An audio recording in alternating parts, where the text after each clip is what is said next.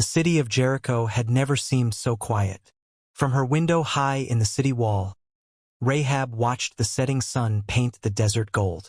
Traders had stopped shouting. Soldiers stood nervously at the gates. Whispers filled the streets like a restless wind. "The Israelites are coming," people said. Rahab had heard the stories. A sea had parted for them. Mighty kings had fallen before them. Wherever they went, it seemed their God went with them. That night, two strangers slipped into the city under the cover of darkness. They came to Rahab's house, hoping to remain unnoticed. But someone had seen them. Pounding shook her door.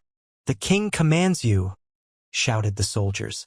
"Bring out the men who came to your house." Rahab's heart raced. She had only moments to decide. She looked toward the roof, where the two men lay hidden beneath piles of drying flax. Then she looked back at the soldiers. "They've already left," she said calmly.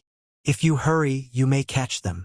The soldiers rushed out of the city gates, chasing shadows into the night. Only after they disappeared did Rahab climb to the roof. "I know why you've come," she whispered. "We've heard what your God has done. Everyone in Jericho is afraid. Your Lord is God in heaven above and on the earth below." The spies exchanged surprised glances. Rahab continued, "When your people take this city, remember me. Spare my father, my mother, my brothers, my sisters, everyone in my family." One of the spies nodded. "If you protect us today, we will protect you then." He handed her a scarlet cord. "Tie this in your window. Gather your family into your house. When we see this cord, no harm will come to those inside." Rahab lowered the spies through her window with a rope that hung from the city wall.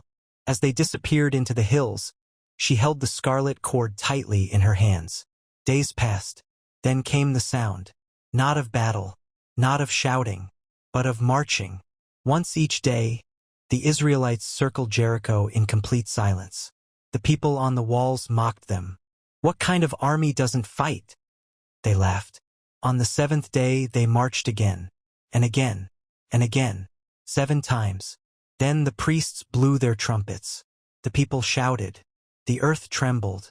Jericho's mighty walls cracked with a roar like thunder. Stones crashed into clouds of dust. Towers crumbled. Gates splintered. All around Rahab's house, chaos erupted. But one small window remained. From it hung a scarlet cord, bright against the broken stone. The spies saw it immediately. They rushed to the house, gathered Rahab and her family, and led them safely through the ruins. As the dust settled, Rahab looked back at the city she had always known. Everything had changed.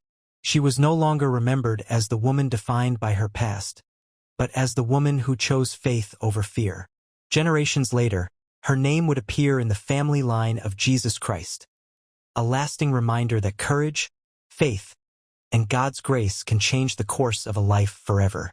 And the scarlet cord became more than a sign in a window.